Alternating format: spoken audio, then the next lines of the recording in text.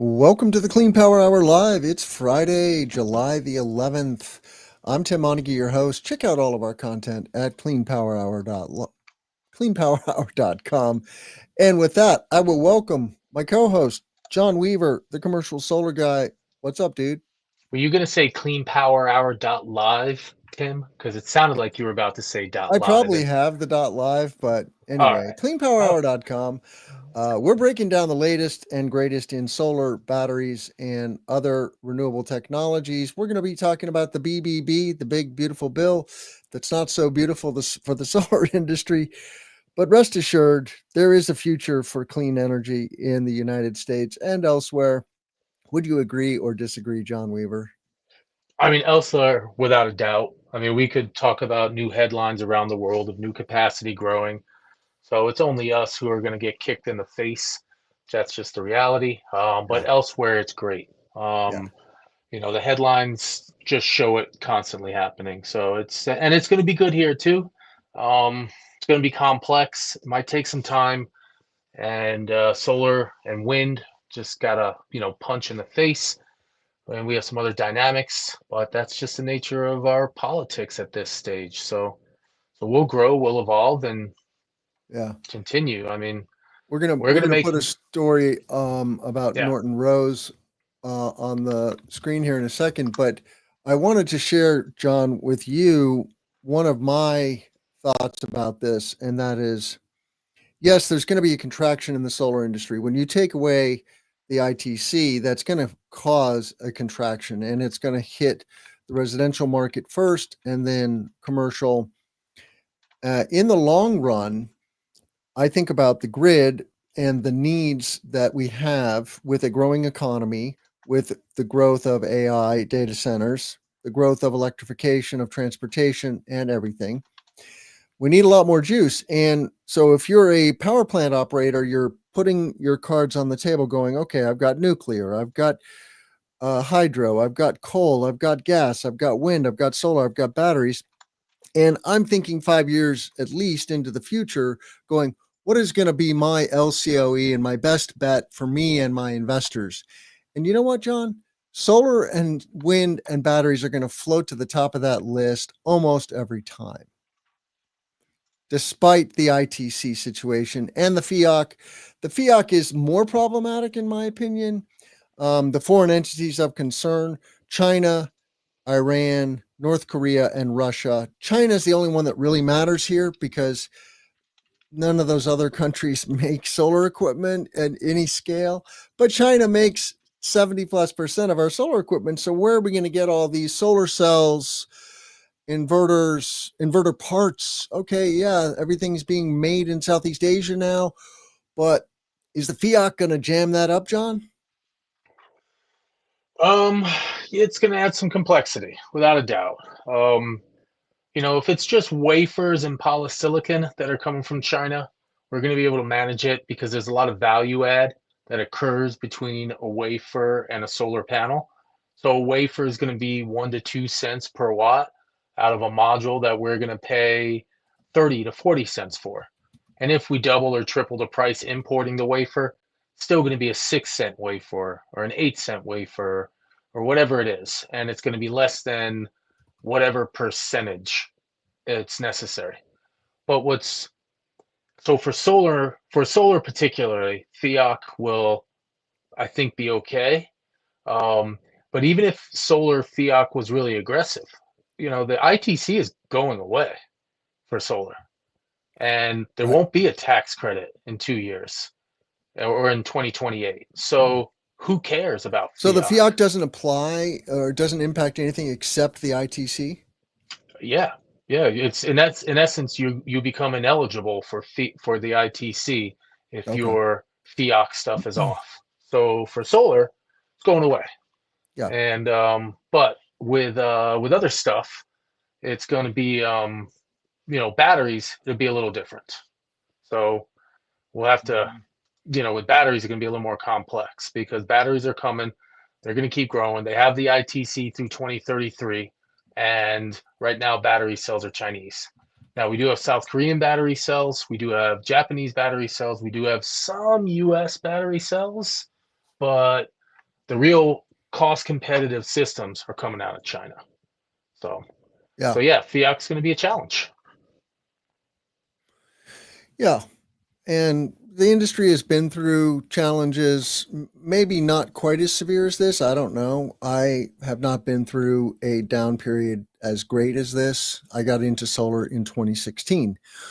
So I heard Nico Johnson on Barry Cinnamon's show saying that he's been through two other downturns and he got in, I think, in the early 2000s. Wow. Mm-hmm. What are your takeaways from the Norton Rose Fulbright article? So this one, I wanted to just bring it up for everybody to have access to. This was shared on my LinkedIn and on my Blue Sky account. This is a good document from somebody who's really in the know on these. And if you guys if you want to read some stuff about the changes in the laws and what to learn about, this is a great place to start. It just has a lot of great high level summaries. And this is the base of where my research is going to make sure I'm paying attention to it. The biggest thing that matters is that projects need to get moving. The solar ITC is going away. I believe at the end of this year, the solar IT drops from 30% to 18%. I think that's still the case. And then in 2027, it drops to like 6%. So I'm a little bit confused whether they kept that drop in there or whether they took it out. I think they kept it in there. But either way, at the end of 27, it's gone. And your project has to be connected to the grid by the end of 27. And if you scroll up in the 48X section and the construction start and everything, there's a lot of nuances to roll through here, but there's a lot of construction start and construction completion date stuff that matters. There are still projects that are under construction for the prior ITC, which is now gone. So technically, the ITC is gone. It ended at the end of 2024. We're now in tech neutral credit, or energy neutral tech credit that applies to everything. And so that's, we're in a different world already with that. So what I would really do is tell everybody to go through this thing and really learn. You know what? LinkedIn user just said it didn't drop, which actually would make me really happy because I got confused. Whoever's also listening to us. And they said that the ITC is, if it's holding at 30% through the end of 27, that actually gives me a little headspace. I got a little wishy-washy between the House version and the Senate version and what the final version is. The only one that drops is the manufacturing credit, says our LinkedIn user. So that sounds pretty great. If you go, I'm looking at the chat right now that's going on, Tim. Yeah. And so that was my understanding. We have until the end of 2027, I think. But, it'll be here pretty quickly. That's the thing. Commercial solar projects take several years to develop. And this will cause a rush of projects to go to construction. Correct. Both in resi and commercial. And then there'll be a cliff. And it's already happening with us. We got 4 or 5 resi people who are saying, hey, let's move forward. So it's happening there. We have a couple of commercial people who are starting to reach out saying, hey, I'm hearing this in the news. What do I got to do? Is it time to move now? So it is. If you're considering doing a solar project, sign on the dotted line today, and you might capture the ITC. Because for resi installers, they're booked, and they're going to get double booked now, and there's only so much work they can do in so much time. So the window is closing on what you can get accomplished in 2025, and commercial has a little more runway. Mm-hmm. And that's great, as it should be. Yep. And I just, so buckle up, read this article on Norton Rose Fulbright. We'll put a link in the show notes. The full audio version will come out on Tuesday with show notes, so you can look forward to that. And anything else about the BBB we should say? Absolutely. No, there's a couple of other items in this document. One of them that's positive, actually. Accelerated depreciation is back. And I think the accelerated depreciation applies to wind and solar. So if you scroll down the document, you can see where they reference depreciation. But there was also another thing that occurred. The wind, solar at least. I'm not exactly sure on wind because I build solar, but solar had been moved to the 5-year depreciation table. So we got, 20% year one, 30% year two, 2 years of 19%, then 11%, then 5%. And that was our depreciation table for solar.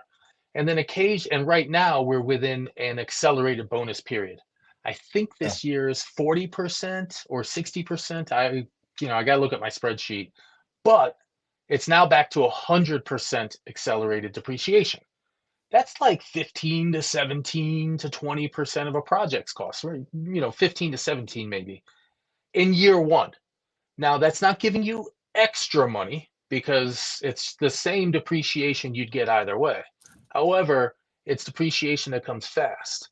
So that's a positive. That's a nice one. The real question is, it's with my lawyers, and maybe our LinkedIn user knows, but I've asked my lawyers to verify. I even asked Jenny Chase from Bloomberg if her team could verify.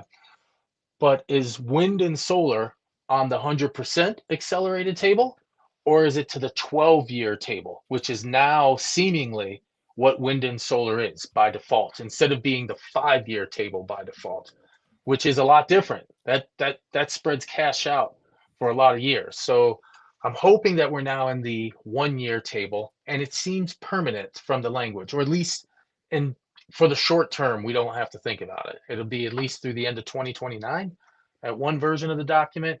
So depreciation is another thing we need to look at and firm up and understand exactly. And that one could help a little bit. There's a lot of stuff within that document. This FIAC stuff is going to be very challenging.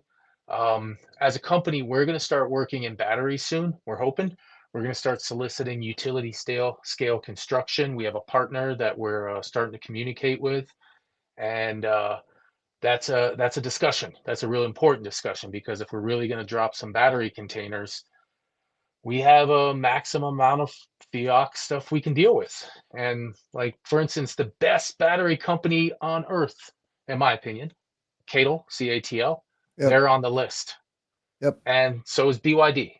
I'm not 100% on BYD. I'm 100% on CATL. They've actually had to be removed from a marine base, a CATL project. So we got to figure that out. And we got to work through that and see how that's going to work. And, I saw there's an article in our list that the price of batteries, there's a new big bid for 25 gigawatt hours of capacity, just geez. And the bid was down to $51 per kilowatt hour, Timothy. It was down from that magical bid earlier this year that was like 61. So another 20% price drop on a full container system. That's pretty exciting. And so I'm still trying to learn about import tariffs, what we're really going to have to pay for batteries to get them into the country. I saw an interesting article recently that suggested the battery pricing now with the tariffs, with all the different items, was getting nearish the peak we had during COVID.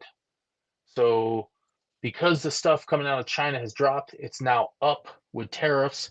That means it's still down from prior years when it was hard, but not terribly. So it seems like even with the tariffs, the price of the batteries could work for a while, but this is going to be challenging to watch. And and now there's new rules about construction start dates and finish dates. That mostly applies to solar, doesn't apply to the battery stuff because that's through 2033, but it's complex. So there's multiple layers within this document. This FIAC is one of them. The end of the ITC for wind and solar is the second one. The start date versus finish date is important. And now, as of recently, new executive order came out where the Treasury is being directed to become more explicit and more aggressive with policing safe harbor and construction start.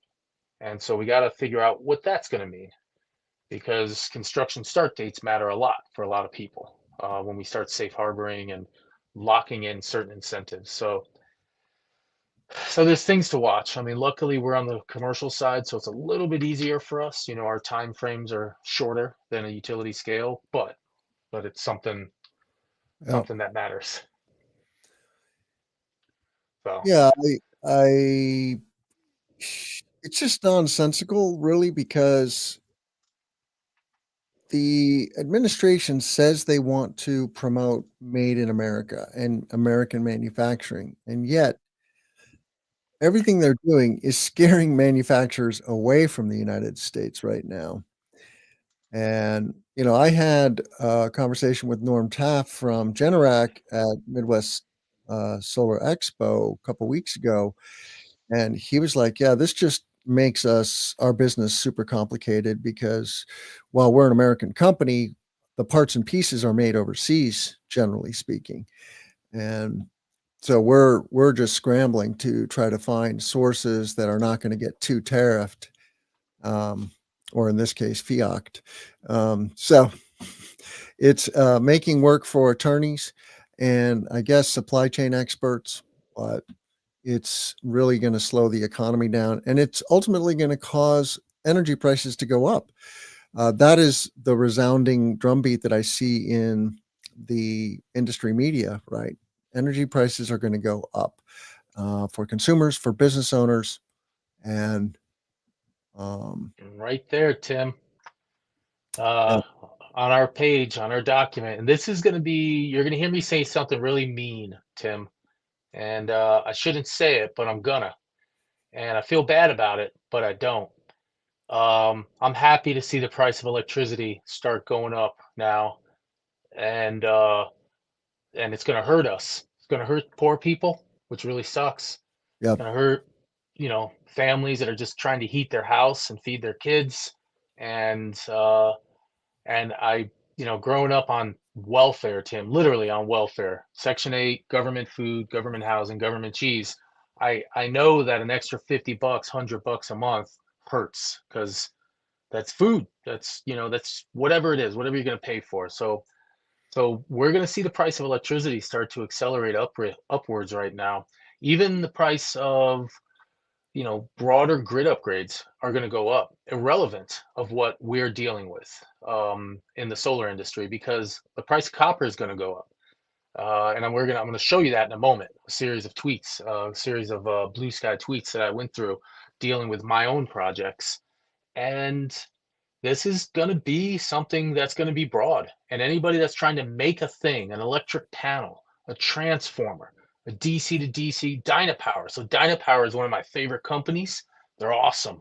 Down there in Vermont, they make a DC to DC converter for batteries so that we can, DC couple batteries. That thing is full of copper.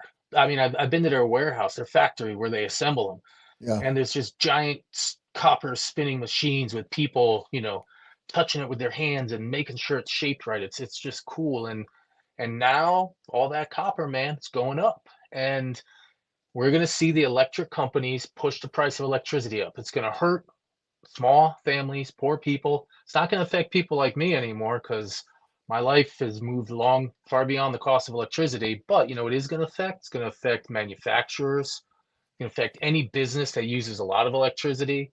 It's going to affect large corporates that have a lot of AC. And you know what's going to do good for you and I, Tim? And this is where I start to feel guilty, but stop caring. It's going to push up the price of electricity, which makes our ROIs be better. So the price of electricity goes up 5%. The return on investment on solar goes up 5% or 1% or whatever it is. And so there's going to be a back and forth effect. I'm already in a New England region where I see people with 30 cent per kilowatt hour electricity.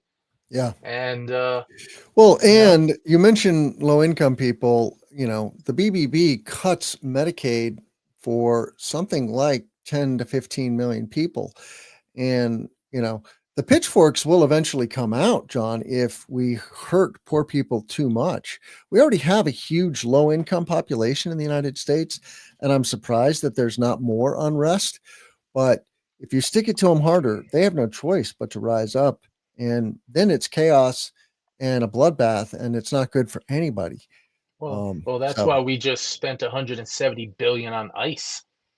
the largest non-military police force on Earth. Yeah, we're So, busy creating a police state. yep. It makes me not want to live in the future of America, but we have so many things to talk about. Yes, yes. Let's stay And I focused. do want to answer B. Shay's question. It Yeah. appears that hydrogen production and fuel cells benefited from the BBB. Can you guys discuss what you're seeing there?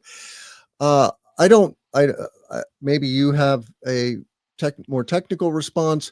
My response is that's fine if it does support hydrogen and fuel cells. I'm good with that. Um, the runway for those sectors is long, and they will be a growing share, so to speak, of the economy, but they're not going to be major players in the near term because of what it takes to make them such. That's my opinion. Well, what I'm looking at, I see extensions for hydrogen production tax credit and for fuel cells. So there is some support there. I'm not as deep into the hydrogen stuff, to be honest, just because it's still very early and I'm building solar. But it does look like the 30% fuel tax credit extended into 2032, which is interesting, Tim. Actually, the BBB extended the tax credit for a bunch of stuff from the end of 2032 to the end of 33, which is weird. I don't know why they did that. But some items got an extra year, Yeah, whereas solar got half. yeah, So, Mr. Shea, sorry, don't have a lot of solid yeah. knowledge and And I mean, feedback on it, but it does look I like did an some extensions are interview. there. Yeah, I did an interview with Peter Kelly Detweiler. Peter Kelly Detweiler, check him out. He does a weekly news show. He covers hydrogen a lot, and there is a hydrogen economy. It is mostly a fossil fuel based hydrogen economy today. Of course, we can split water with electrons, and we could use clean electrons, and that is the holy grail in some regards to make clean hydrogen, right? With 1 cent, if we can get to 1 cent, some people say it will unlock green hydrogen, and that will be a thing. But in the meanwhile, um, it's it's just small potatoes. And when you think about grid, like the grid and greening the grid, I don't see hydrogen playing a major role there. It's you know it's a longer eventually. term. Yeah, Yeah, longer term, yeah. longer term. It's Eventually, maybe. I'm hoping. I believe in hydrogen. I do. Especially once we have much more electricity than we can deal with, and the price of these fuel cells and Yeah, and electrolyzers come it down. can be used for over the road trucking. It doesn't make sense for personal vehicles, but energetically, uh, it makes sense for over the road trucking. Yeah, So, um, but I have a couple of announcements, John, that I wanted to make yeah. before we go any further, and I'm going to put one of those on screen. That is the no, that's not that. I don't know if I can share this. Go to cleanpowerhour.com, go to the events tab. We are hosting a webinar with Helga Biernath and Ian Score. Helga is the CEO of Sunstall and Sunzon, a vertical bifacial racking company. Cool. Okay. And I asked him yesterday in a pre-event. The event is July 15th. Okay, so next Tuesday at 9 a.m. Pacific. 11 a.m. Central, 1 p.m., 12 p.m. Eastern.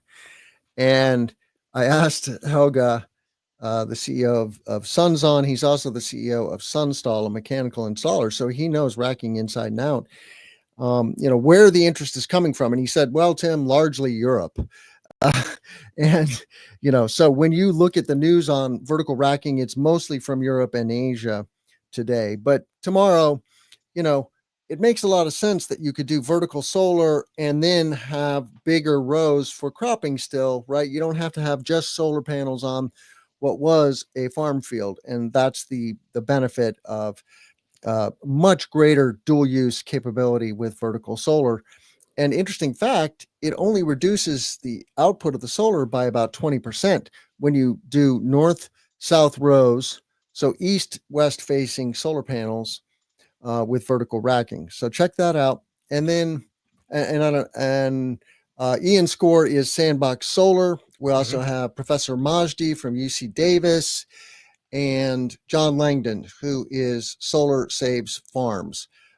He is an advocate for farmers. He is a farmer himself in Oregon. So look forward to that on Tuesday next week, the 15th of July. The other announcement, John, is that I finally am launching my book.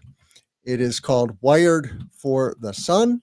You can look for more information coming out on social media about this. Wired for the Sun, the commercial solar playbook. I'll try to put the cover on screen here, but sharing things with StreamYard is less than easy.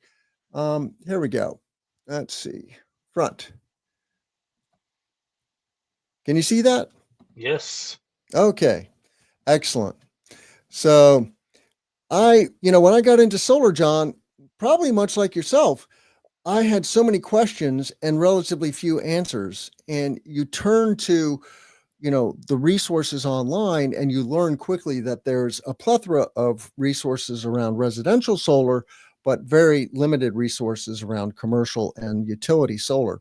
And so that's why I wrote this book. It's for anybody who wants to understand and ultimately develop, sell, and close commercial solar projects. And so if you're a facility owner, you'll benefit from this. And if you're a solar professional or an aspiring solar professional, you're going to benefit from this. I'm self-publishing the book on Amazon, and we're about a week or two away from the full launch, but you can look forward to that. And with that, I will say, let's move on to the news, and I'll close that window if I can. And also, you launched your swag store, Clean Power Hour, and I got a nice outer jacket that was used perfectly yesterday because it Oh, was good. raining heavy as I rode my bike into the office, and I was happy to that. So Glad that to hear it. Yeah, check it out. yes. Cleanpowerhour.com. Just go to shop. And I don't make any money from the swag. It's just good for my listenership and viewers. And you can get nice t-shirts like this one. You can get polos. You can get jackets. You can get a hard hat now, John, Oh, and a that's cool. high vis vest. I added a few things for construction workers, and geeks like you who visit construction sites. I go to construction sites. I have to wear a hard hat quite a bit these days. So. Yep. Yep. So I got a story to tell, Tim. It's in a few parts from a series of tweets on Blue Sky regarding the price of copper. Okay. And that's what I want to tell us about. So what we're dealing with right now, folks, is that we now have a new copper tariff coming. It hasn't officially hit. It won't hit for 3 weeks, but it's been announced. And here, this first message, this is the cost of copper over the last year, already up 27%. Some of my reading has suggested that a lot of this price increase in the US, because this is US copper futures, a Yep. lot of this price increase is due to the belief that this tariff was coming. And so domestic copper buyers were snapping up all the capacity. There's massive volumes of copper, I'm guessing, stored within the United States that were bought at much cheaper prices, and now it's coming. So, first off, over the last year, we have this 27% up. I quote projects a year out. So this is stressful to me seeing this chart. I quote copper in projects. It's 1% of a project, 2%. That's 4 cents, 6 cents, 3 cents. It's up 27%. So that's a penny and Yeah. a half that's disappeared from Yep. last year. So that's last year. $5.09. That's the cost. Then we got little notice here. Trump says it's happening August 1st. This just came out July 8th. So this is phase two of the story. Now that first post I made here, let me go back one. Uh, let me go to this one. This is 13 days ago. So this is a little bit ago. This is June 27th. So now we're July 11th. So now yesterday or the following day, we got this one. Copper up. That's July 8th. So that's 3 days ago. So now the morning after, wait, keep clicking the wrong thing. Look at this. Bam. Yep. Right after that announcement, now we see $5.50. Now maybe it fell off a tiny bit, but it just went from that number that we were talking about that I showed you, 509, whatever, just jumped 13%. That's a big number. And so now, oops, keep clicking the wrong one. Now, this is from a Reuters article. The US copper price is now 138% above the global price. So that means we're paying more than double the global price of copper now. And, I hear people constantly complaining, why does residential solar cost so much in the US? How is it that Germany has it for $1 a watt? You know why? I pay $1 a watt for hardware alone. That's it. You want to install solar? It costs you $1 for your gear. Germany gets it for $1, the total system. You know why? Their modules cost 10 cents a watt. My modules cost 40 cents a watt. What's your choice, public? You want tariffs? You want this? You want that? You want domestic protections? Great, you got it. Now you got $3 a watt solar. And here's part of the reason. Your copper is more than double the global copper price. So that's it. And then here's some hard numbers. This is a project I'm working on. Now, this is a project that we're just construction. We're not even procuring all the hardware, so the numbers are off a little. This is a carport, so it's really a $3 a watt project. But this is the copper change that just occurred. We just added $23,000 to a project just on the cost of copper. So it's not trivial. I buy 6 figures worth of copper every year. That number is going to double now. So what's going to happen with that? I don't know. It's coming. And in your mind, what is Trump trying to accomplish? In my mind, he's attempting to do tax cuts for the wealthy and using tariffs to fund it, as well using tariffs to negotiate with countries externally, and I don't know, use it for leverage in negotiations for stuff. I don't really believe it's to help the economy or rebuild domestic stuff. I think it's about leverage and negotiations. I think it's about, I don't know, getting some sort of deal for himself. I'm not very positive on his motivations. I don't think he's pro US very much. I think he's pro something. But so that's my story. Copper's up. Copper just doubled over the last week. Not double, just went up, I don't know, 20%, 30%. It's double the world, and it just added $23,000 to one of my projects. So if you were wondering why solar is going up, why it's this, why it's that, it's here's part of your reason. It's you are paying more for solar gear in the United States than you are anywhere else on Earth. And, all right, I guess that's it. That's the world we chose. So that's my copper story. Sorry guys, but I spent a lot on copper, and so I pay attention, and this stresses me. Yeah. I mean, I just asked Perplexity how big the US copper industry is. We do mine copper in the US. Got a big plant down in Arizona. It's about half of our needs. We only make 5% of world copper output, right? So, or we only domestically source 5%. And so we're importing a lot of copper. Well, I believe that half, so this is what I heard. About half of copper consumed in the US is produced domestically, and 2/3 of it comes from a single mine in Arizona.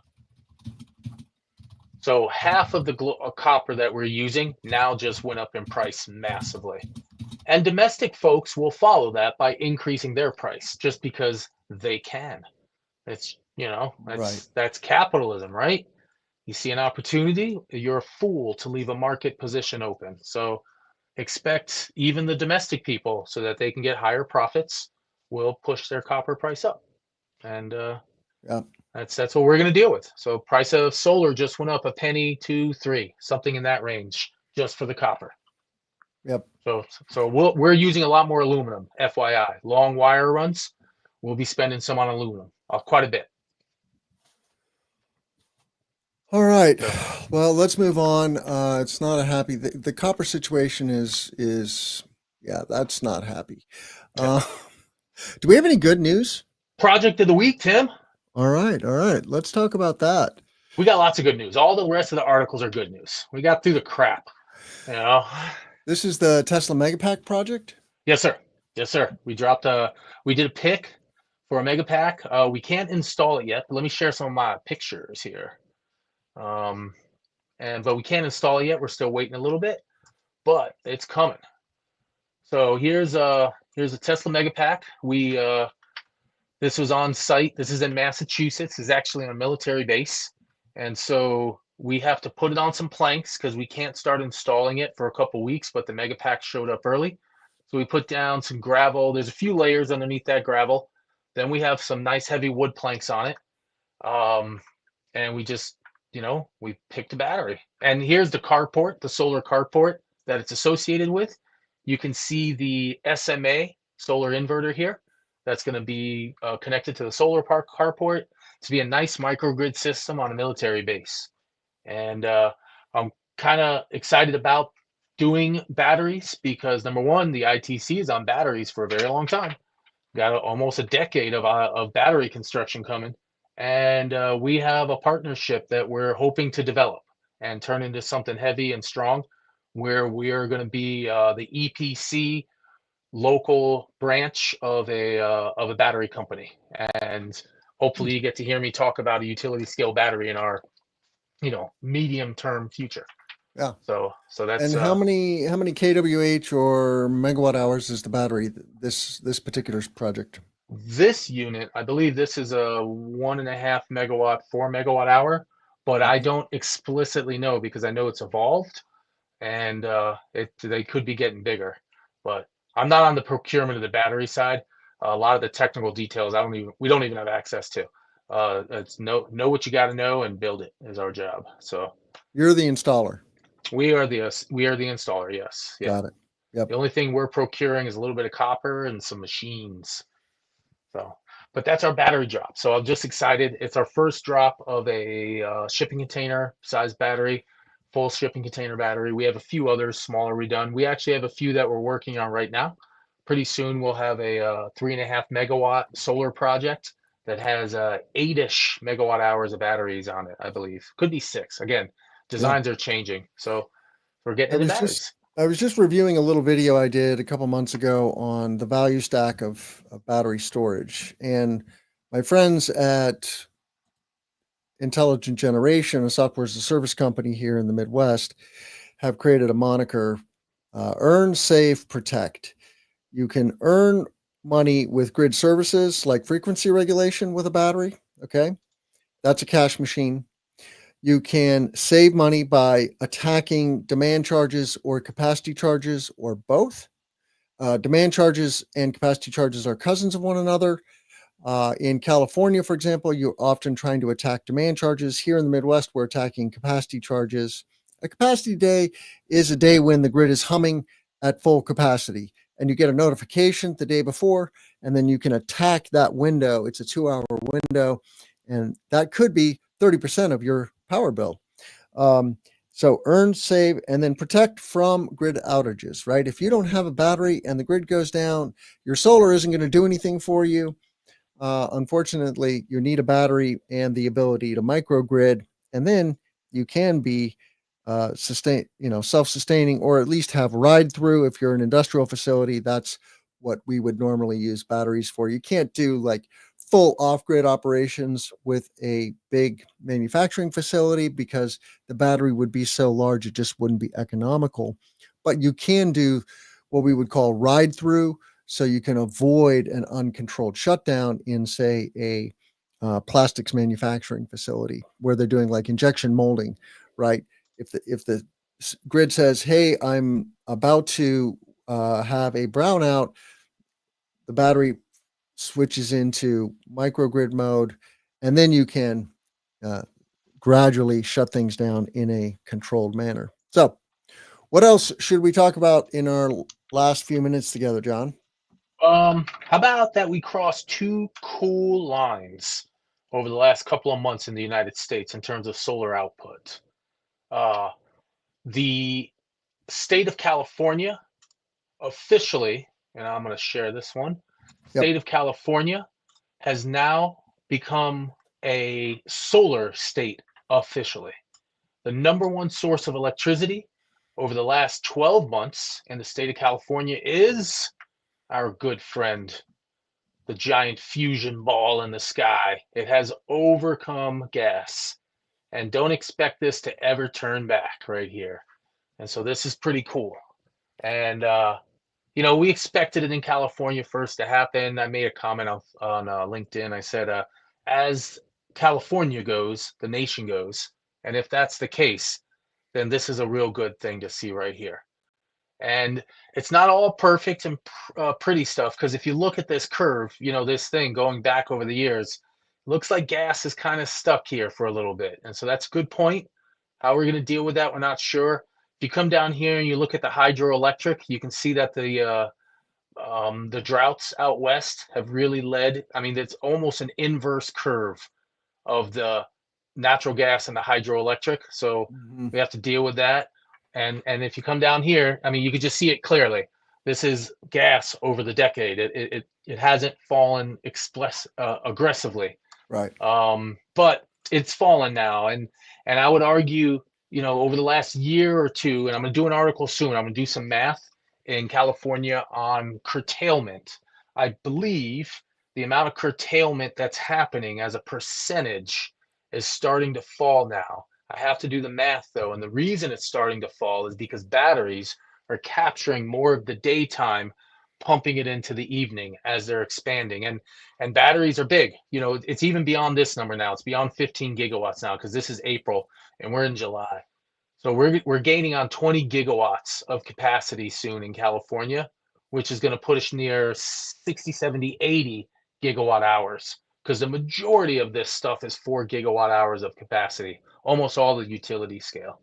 And so that's cool. So California is officially, and percentage wise, here it is. During that period, during the last 12 months, solar is 33.9% of California's electricity, while gas is 33 and a third. So that's awesome. It's nice. And gas represents roughly all of the fossils burnt in California for electricity. So about 2/3 clean energy in California. That's awesome. I mean, that's beautiful. It's one of the largest economic collections of human activity on Earth. Right. And bam, 2/3 cleanish, mostly clean. There's some landfill and biogas, which isn't clean, but close enough for this argument today. And that's a joy. So that's a good news. So how's that, Tim? I love it. If I got a second California, one. if California can do it, anyone, any country, any state can do it. I mean, California is a country-sized state, right? It's the 5th largest economy in the world. And so stick that in your eye. Whoever questions the green news scam, as some people call it, it is not a scam. It is just a fusion reactor in the sky raining down thousands of times more energy than we could possibly ever want. So the last one, solar surpasses 10% of US electricity for the first time in April. And that was kind of neat. And it's probably going to do it again in May, but it's the first time it's occurred. And that was April. That's according to the EIA, and that's pretty neat. So it's still growing. We're still growing. It's coming. It's not going to stop. It's growing everywhere. We're going to slow down a little bit here, our growth pace, and whatever. We'll have to figure it out and keep pushing. But the change is happening, and the infrastructure is still getting built. And deep down, that's what I care about. And I don't know what's coming next, Tim, but I'm going to keep pounding, because what else are you going to do? Can't just go home and cry. That's not legal or something. I don't know. You could do that, but it wouldn't be advisable. All right. Well, thank you so much, John. It's always a pleasure seeing all the journalism you're doing, and thank you for all the great news. I want to remind our listeners that they can find all of these recordings on our YouTube channel and at cleanpowerhour.com. Give us a rating and a review. Tell a friend about the show and reach out to us on LinkedIn. John, how can our listeners find you? Commercialsolarguy.com. That's our website. Got a contact us page. You can also send us a phone or an email, info@commercialsolarguy. I'm on LinkedIn. Give us a ring, 508-499-9-STUN. And commercialsolarguy.com. That's the best place. We write articles. I'm also on PV Magazine USA and Blue Sky and I don't know, all over the place, all over the internet. So you can find us. Just type in Commercial Solar Guy. You will find us. Yes, you will. With that, I'll say let's grow solar and storage. I'm Tim Montague. Thanks so much.